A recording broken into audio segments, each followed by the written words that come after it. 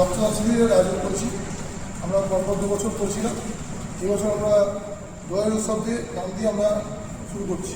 আমরা আগামীকাল যেখানে আমরা এক্সপেক্ট করছি সেখানেই আমরা কাল থেকে শুরু করছি। সকাল 8টা থেকে অঙ্কন প্রতিযোগিতা শুরু দিই।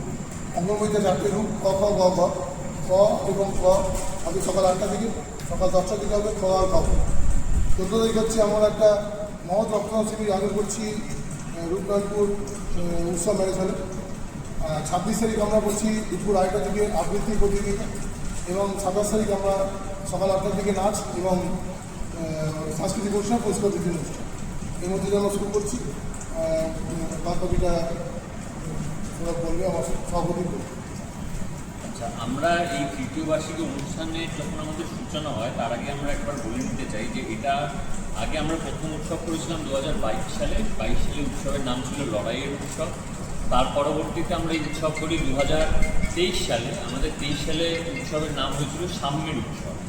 সুতরাং আমাদের তার পরবর্তী উৎসব হওয়া উচিত ছিল 2024 সালে, কিন্তু 9ই আগস্ট আরজিকর ঘটনার পর আমরা সাংগঠনিক স্তরে সিদ্ধান্ত নিয়েছিলাম যে আমাদের সেই সময় এই সাংস্কৃতিক অনুষ্ঠান করতে আমাদের কোথাও হয়তো বিবেকে বেঁধেছিল। তাই জন্য আমরা সেই জায়গা থেকে আমরা সরে এসেছিলাম, এবং তার পরবর্তীতে এখন এই বছরকে আমরা এই উৎসব করছি, এবং এই উৎসব আমরা অভয়াকে উৎসর্গ করে গ্রহের উৎসবের নাম দিয়ে এই উৎসব করছি। এবং এই উৎসবে 27 তারিখ আমাদের বিশেষ অতিথি হিসেবে উপস্থিত থাকবেন কলকাতার ডক্টর সুবর্ণ গোস্বামী। এবং অন্যান্য বছর আমাদের এই উৎসবে সমস্ত যেই সাংস্কৃতিক অনুষ্ঠানগুলো হয়, আবৃত্তি, নৃত্য, আঁকা এবং কুইজ প্রতিযোগিতা, সেইগুলোর পাশাপাশি এবছরের আমাদের সংযোজন হলো রক্তদান শিবির।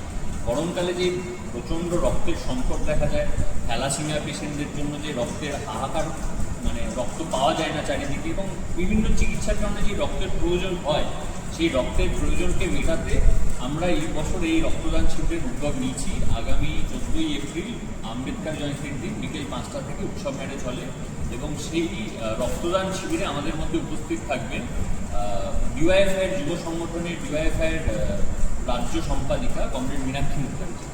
এবং তার পাশাপাশি 18 তারিখ কল্যাণেশ্বরী লেফটেন্যান্টকে সালানপুর কল্যাণেশ্বরী ওই অঞ্চলের বাচ্চাদেরকে নিয়ে একটি অঙ্কন প্রতিযোগিতা হচ্ছে সেই অঞ্চলে।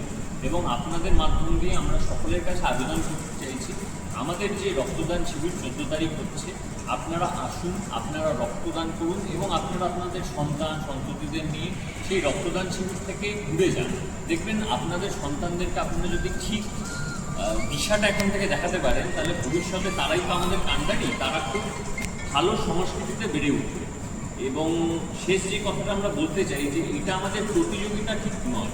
সমস্ত শিশুদেরকে নিয়ে আমরা যে উৎসব করছি, এটা প্রতিযোগিতা বলে আমরা মনে করি না। আমরা এটা মনে করি যে যেই সংস্কৃতিকে বিকৃত করে দেওয়ার একটা চেষ্টা চলছে আমাদের মধ্যে, আমরা এই প্রতিযোগিতার মাধ্যম দিয়ে সেই সংস্কৃতিকে সুষ্ঠুভাবে গড়ে তোলার একটা আন্দোলনের পক্ষে আমরা এই সমস্ত শিশুদেরকে নিয়ে আমরা এই উৎসব করছি। এইটুকুনি আমাদের বলার। এবার যদি আপনাদের কিছু প্রশ্ন থাকে। এই উৎসব আমরা তো বারংবার করে এসেছি, এটা আমাদের প্রথম বছর নয়, কিন্তু হ্যাঁ, অবশ্যই মানুষের কাছে পৌঁছে যাওয়া আমাদের প্রধান লক্ষ্য, মানুষকে তাদের জায়গা করে দেওয়া এবং মানুষকে আমাদের কথা বলা, সেটা একটা বিষয়। আমাদের কোনো লক্ষ্য আছে বলে আমরা মনে করি না। আমরা মনে করি যে সকল রক্তদান শিবির যারা প্রত্যেকটা যে ক্লাব সংগঠন অর্গানাইজ করছে, প্রত্যেককে আমরা সাধুবাদ জানাই। এই রক্তের হাহাকারকে দূর করার জন্য যদি কেউ 30 ইউনিটেরও রক্তদান শিবির করে, সেটাও একটা বৃহৎ উদ্যোগ বলে আমরা মনে করছি। সুতরাং আমরা কোনো আমাদের টার্গেট নিশ্চিত করছি না, কিন্তু আমরা আশা করছি আমাদের রক্তদান শিবির যথেষ্ট সুন্দর হবে, এবং আমরা সমাজের প্রতি কিছু দায়িত্ব পালন করতে পারবো, যা রেড ভলেন্টিয়ার্স কোভিডের সময় করে এসেছি। এবার গ্যাপের কথা বলছি। গ্যাপের যে কথা হচ্ছে, আমরা 1 মাস করছি, তার কারণ হচ্ছে দুটো। একটা হচ্ছে আমরা এবার আমাদের কম্পিটিশন এবং অনুষ্ঠানগুলো আমরা ছড়িয়েছি, এমনি এরিয়া পরে করছি। এবং নান্দনিক করার ক্ষেত্রে আমাদের কিছুটা অসুবিধা হয়েছে। নান্দনিকে যেহেতু বইমেলা চলছে, বইমেলার জন্য আমরা করছি পাচ্ছি না, যেহেতু নান্দনিকে বুক সেলার এবং তার ওখানে থাকে। এই জন্য এটার জন্য আমাদের একটু ডিস্টার্ব হয়েছে।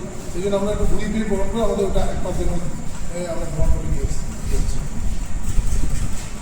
চিত্তরঞ্জনে পাওয়া যাচ্ছে চিত্তরঞ্জন বুক স্টোর্স, নন্দী বুক স্টোর্স এবং বিভিন্ন যে আমাদের পোস্টার আছে সেই নাম্বারগুলোতে যোগাযোগ করে আমরা পৌঁছে দিচ্ছি। আর বিক্রমপুর আছে রং বেরং এবং পেপার। আর তেন্দুয়াতে হলো হচ্ছে ঝর্ণা বুক স্টোর্স এবং কল্যাণেশ্বরীতে শিপ্রা মুখার্জির সাথে যোগাযোগ করে শিপ্রা মুখার্জির বাড়ি থেকে পাওয়া যাচ্ছে।